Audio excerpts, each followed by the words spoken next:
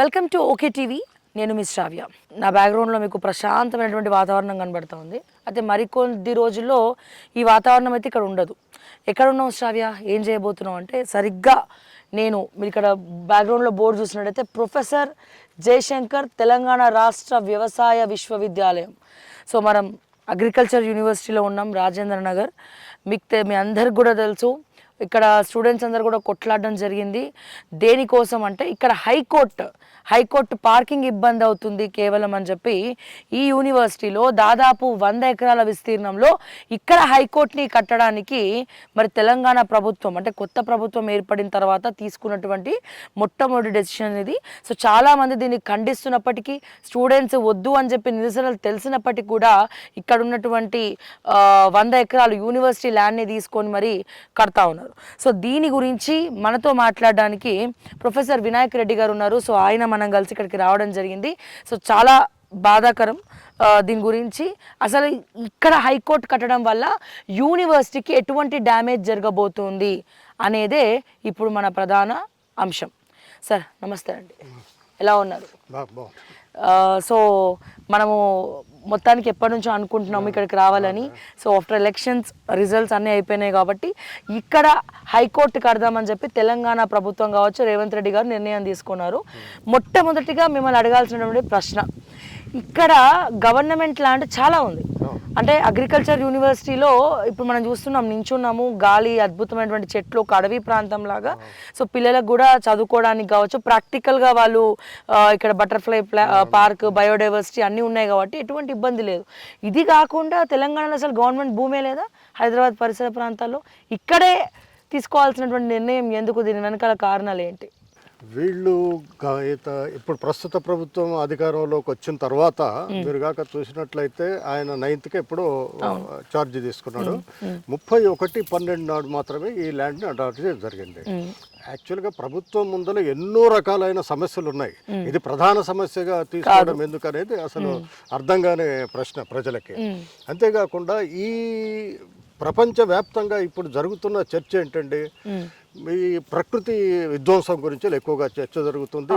ఎన్నో కాన్ఫరెన్స్లు అవుతున్నాయి, ఎన్నో ప్రపంచ దేశాలు కూడా చర్చిస్తున్నాయి ముఖ్యంగా ఈ ప్రకృతి విధ్వంసం మీద.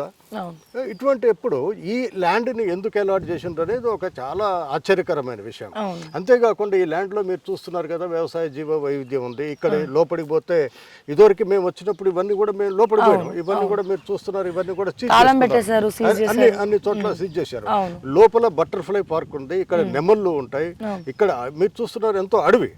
అంటే ఈ అడవిని అంటే నేచర్ ని ఇంత విధ్వంసం చేయాల్సిన అవసరం అయితే లేదు.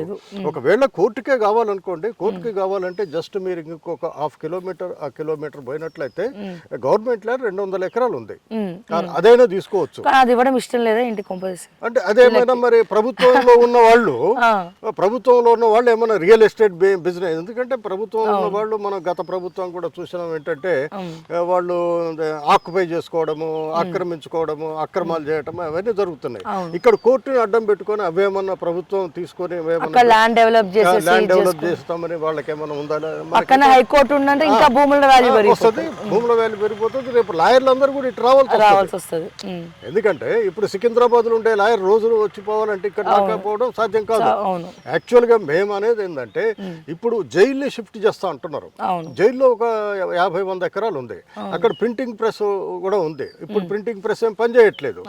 మీరు ఆ జైలు ఇవ్వండి, లేకపోతే అక్కడ ఇవ్వండి, లేకపోతే ఇక్కడ ఇవ్వండి. కొంగరకాలం దగ్గర ఇదే సేమ్ 100 feet ORR కి ఆనుకొని 100 ఎకరాలు ఉంది. మీకు ఇక్కడ కోకాపేటలో ఉంది. దీన్ని ఎందుకు ఎంచుకున్నారు అనేది మాత్రం చాలా ఆశ్చర్యకరమైన విషయం.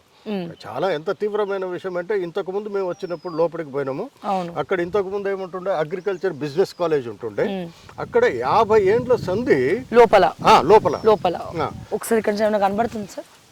ఇక్కడ కాదు, మీకు ఇక్కడ నుంచి కనపడుతుంది చూడ ఆ బోర్డు బటర్ఫ్లై గార్డెన్. ఇక్కడ మనకు బోర్డు కనిపిస్తుంది.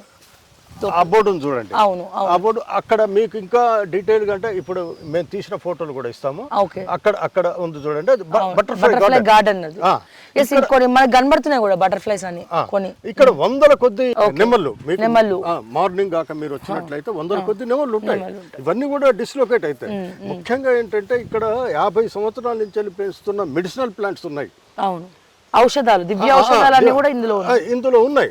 ఇప్పుడు వాటిని డిస్లోకేట్, ఇప్పుడు మీరు ఒక బిల్డింగ్ తీసుకుపోయి ఇంకో దగ్గర కట్టడం పెద్ద సమస్య కాదు ల్యాండ్ ఉంటే, కానీ 50 సంవత్సరాల మొక్కల్ని మళ్ళీ ఇంకో దగ్గర పెంచాలంటే మళ్ళీ ఒక 50 సంవత్సరాలు పడుతుంది. కష్టం కదా, అది పాసిబుల్ కాదు. ఇప్పుడు ఆల్రెడీ ఇక్కడ అలోవెరా ఎక్స్ట్రాక్ట్ ప్లాంట్ ఉంది లోపల. అచ్చా, అలోవెరా ఎక్స్ట్రాక్ట్ ప్లాంట్ ఉంది, అట్లనే నీమ్ గ్రాస్ ఎక్స్ట్రాక్ట్ ప్లాంట్ ఉంది, అట్లనే వెజిటబుల్స్ రీసెర్చ్ సెంటర్ ఉంది. ఇప్పుడు మనం పోయిన ఆగ్రో అది కూడా తీసుకోవచ్చు. అది కూడా ఉంది. అంటే నేనేంటంటే ఇప్పుడు ఒక సైన్స్ డెవలప్ చేయాలంటే ఇది సంవత్సరాల కొద్దీ తీసుకుంటుంది. అది 50 సంవత్సరాలు కావచ్చు, 60 సంవత్సరాలు కావచ్చు. ఇదంతా కూడా ఇవన్నీ కూడా సైంటిఫిక్ గా డెవలప్ చేశారు. ఈ సైంటిఫిక్ నుంచి వచ్చే నాలెడ్జ్ ని సమాజానికి ఉపయోగించాలి. కానీ ఇప్పుడు వచ్చిన పాలకులకు ఏంటంటే సైన్స్ తెలియదు, దీనివల్ల ప్రయోజనాలు తెలియదు. ఇది తెలియకపోవడం వల్ల ఏమవుతుంది, ఏదైనా పర్వాలేదనే దానికి వస్తున్నారు. ఆ ప్రయోజనాలు కాక ప్రజలకు అందించడం ఎట్లా అనేది ఆలోచించాలి తప్ప, ఇప్పుడు ఈ లా మేకర్స్ అందరు కూడా లా బ్రేకర్స్ అవుతున్నారు తప్ప ఈ లాని ఎట్లా ముందుకు తీసుకుపోవాలనే ఆలోచనలు అయితే లేవు.